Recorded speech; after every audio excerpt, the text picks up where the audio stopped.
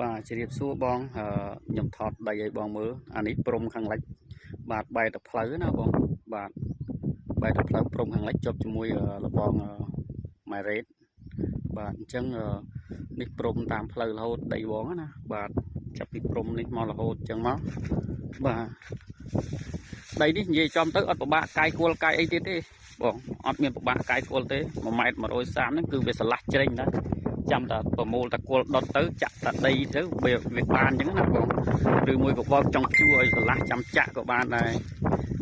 ហើយអានេះព្រំកើតបងបាទព្រំខាងកើតស្មើបង្គោលភ្លើងហ្នឹងបងបាទព្រំកើតស្មើនឹងបង្គោលភ្លើងបាទដីនេះបែរមុខទៅត្បូងបងបាទផ្លូវបាទនៅខាងផ្ទះពុនរងនោះបាទផ្ទះពុនរងបាទចឹងខ្ញុំអត់បានបង្ហាញនៅក្នុងវីដេអូ YouTube ទេបើខ្លាច YouTube វាប្រកាសអញ្ចឹងហើយខ្ញុំចាប់យកទៅបងជូនបងមើលណា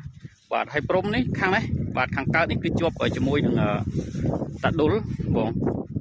បាទឥឡូវនេះស្ថានភាពដីនេះបាទដីនេះវាកាយហើយស្អាតហើយហ្នឹងមានស្អីបងឆ្លាស់ជ្រេញហើយមានតែមេឈើមេអីហ្នឹងគ្រាន់តែមិនទាន់ដុតចោលអាខ្លះគេធ្វើអោសនេះគេធ្វើអោសគេមិនទាន់ប្រមូលអញ្ចឹងណាបងបាទ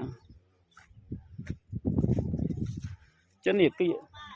បាទភាសាចុះអ៊ំបានអីភាសាអ៊ំបាទហ្នឹងហើយព្រំស្មើនេះបងបាទនេះព្រំស្មើដីគេចាក់នេះប៉ុន្តែប្រមូលចាក់ដូចថាចាក់ចូលមកខាងបងបន្តិចចឹងពួកប្រមូលគាត់អត់ទាន់លក់តែបើឥឡូវនេះគាត់លក់អញ្ចឹងណាបងបាទនេះចំណុចនេះបាទ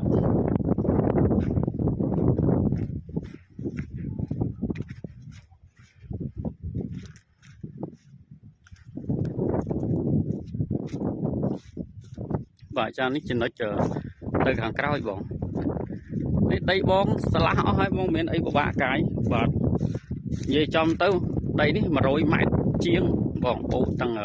គេទុកចំណីចិញ្ចឹមផ្លូវទៀតណាបាទ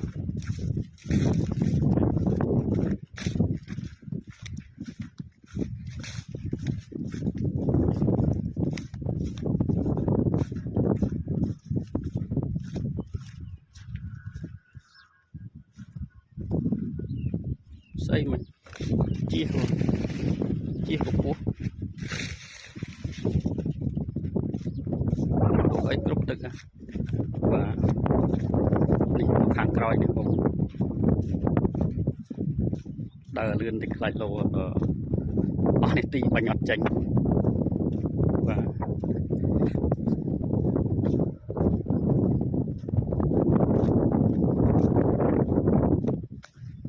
អានេះបតីខាងកើតទេជាហៀងខាងកើតទេបងបាទ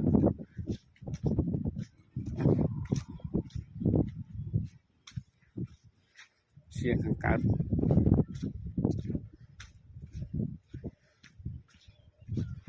អានេះលបងតាដុលទេបងបាទនេះបងបកគូលព្រំដីបងឯងខាងក្រោយបាទគូលព្រំខាងក្រោយអញ្ចឹងណាបងបាទ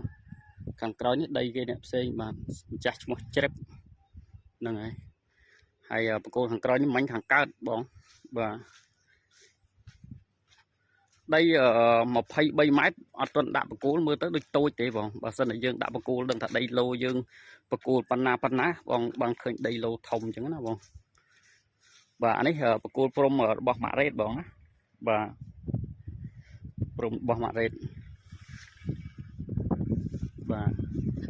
នេះព្រំខាងលិចជាប់ជាមួយម៉ាក់រ៉េតរហូតបងបាទអានេះកណាលដីបងអត់ទាន់ដាក់បកគូលខណ្ឌដីបងអញ្ចឹងអត់ដឹងថាដីបងប៉ុណ្ណាទេ23ម៉ែត្រធំណាបងបាទហើយដីនេះវែងទៀតនោះបាទអានេះខាងលិចព្រមជប់ជាមួយម៉ាក់រ៉េតរហូតយកទទួលខ្លោងទ្វារវិញណាបងបាទ100ម៉ែត្រជាងបងដីនេះ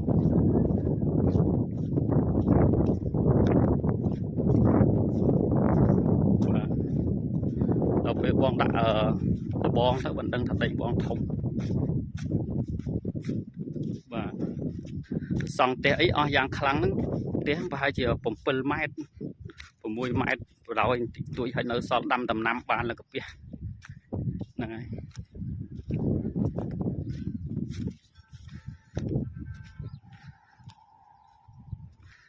អានេះអោសបាទប្រមូលទុកបាទទុកដុតបងនេះទៅខែនេះដុតវាមិនសូវឆេះល្អទៅប្រាំងមិន